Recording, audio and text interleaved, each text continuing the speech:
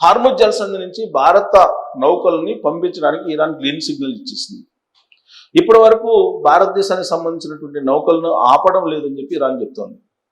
భారత జెండా ఉన్నటువంటి నౌకల్ని తాకొద్దు అని చెప్పి కూడా ఇరాన్ ప్రభుత్వం చెప్తుంది. దానికి కారణం ఏంటంటే కేవలం ఇప్పుడు హార్ముజ్ జలసంధి యుద్ధం మాత్రమే కాదు, దాదాపు కొన్ని వేల సంవత్సరాల నుంచి భారతదేశానికి ఇరాన్కి మధ్య సంస్కృతి సాంప్రదాయాలకు సంబంధించినటువంటి అనుబంధం ఉంది. ఈ అనుబంధం కారణంగా భారతదేశానికి సంబంధించిన నౌకల్ని ఎక్కడ ఆపొద్దు, ఆయిల్ని సరఫరా చేయాలి భారతదేశానికి అనేటువంటి నిర్ణయాన్ని ఇరాన్ తీసుకుంది. ఈ సందర్భంగా ఇరాన్కు సంబంధించిన సుప్రీం లీడర్ కూడా మాట్లాడడం జరిగింది. అయినప్పటికీ తాజాగా భారతదేశానికి సంబంధించిన ఒక నౌక మీద కాల్పులు జరిపారు. ఆ సందర్భంగా ఇరాన్ తోటి మంత్రాలు కూడా సాగిస్తూ ఉన్నారు.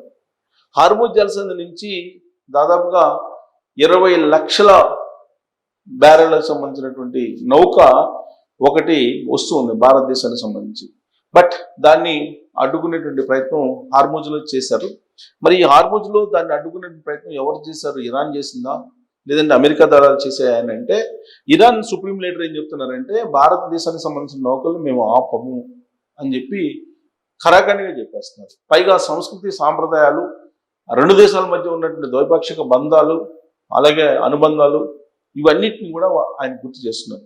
మరి భారత నౌకని ఎవరు ఆపారు, ఎవరు భారత నౌక మీద కాల్పులు జరిపారు అని అంటే, ట్రంప్ చెబుతున్న దాని ప్రకారం ఇరాన్ హార్ముజ్కి సంబంధించిన జలసంధిలో ఇరాన్ సైన్యం ఉంది.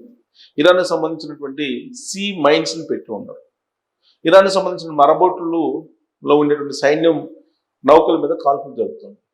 మరి ఇరాన్ హార్ముజ్ జలసంధి నుంచి పర్మిషన్ ఇస్తే భారత్ సంబంధించినటువంటి నౌక బయటకు వచ్చింది. బయట అమెరికా సైన్యం మోహరించింది.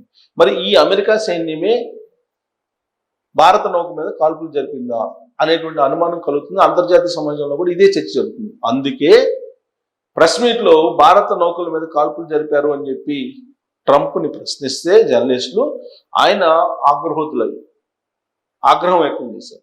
దానికి సమాధానం చెప్పడానికి కూడా ఇష్టపడలేదు.